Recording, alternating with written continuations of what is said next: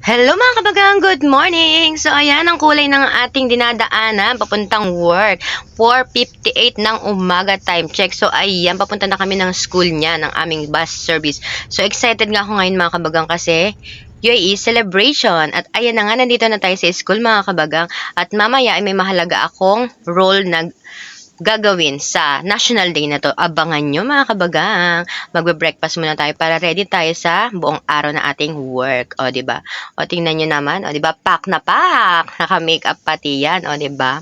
Pula ng lips. See ya! Hello mga kabagang. So, ayan.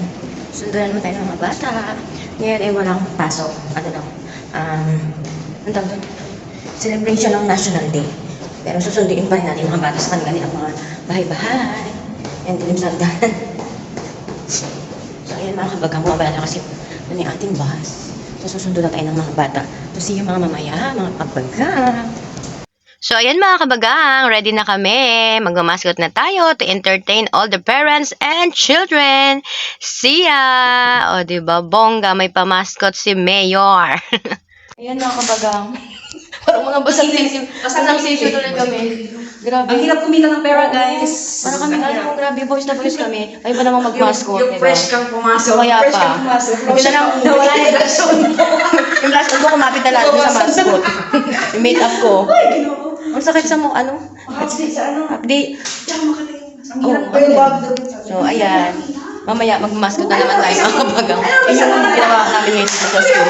Kasi kami ang kinuha kasi malalaki, yung pang-mascot, syempre, kailangan na pang kabagang, oy. Yan yung aming mascot, di ba? Nakaka-lurky. Thank you.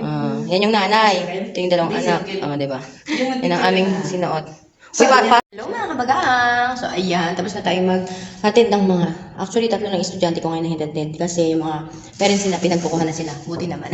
Hindi kasi, ano ngayon, UAE celebration lang. So, ayan. Mag-break time na tayo. Napagod ako kanina kasi nag-mascot tayo kanina. So, tapos na tayo mag-mascot.